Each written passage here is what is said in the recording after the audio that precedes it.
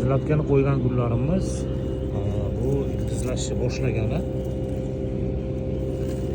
Ko'pida ildiz chiqarib bo'lgan desa ham bo'laveradi. Yo bo'lmasa bo'lgan, yo chiqarishni boshlagan.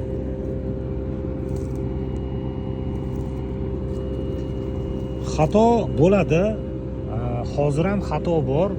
Ming usta bo'lganingiz bilan u xatoni takrorlamasangiz boshqasi takrorlanib kelaveradi. Shunaqa bo'lar ekan o'zi. Suvda ildizlatishni bitta yaxshi tomonlaridan bittasi qurib ketgan.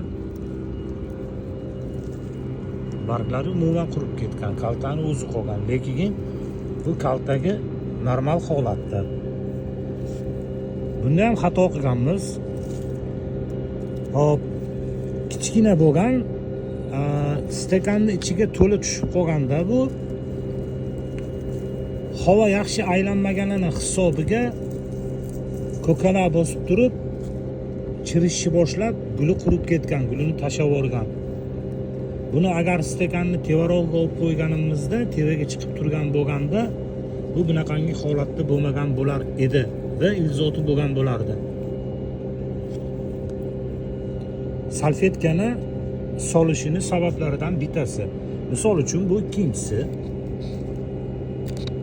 Qo'ydi buni ildiz chiqarish harakatida taglari oqarib shishib qolgan. Stvol uzun, stvol katta. Buni bargi yuqorisida bo'lgani uchun yuqoridan nafas olaveradi, havo aylanishi bunda problema emas. Bir dona qilingan xolos. Ana yana bitta kichkinagina gul chirib ketgan.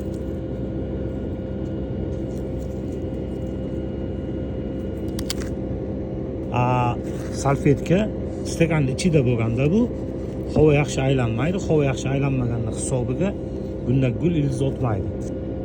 Shuning uchun ko'tarib qo'yish kerak. Bu braslet ildiz otishni boshlagan. Oqarib turgani ildiz otishni boshlagan. Ko'rsatmaydi. Mana ildizi.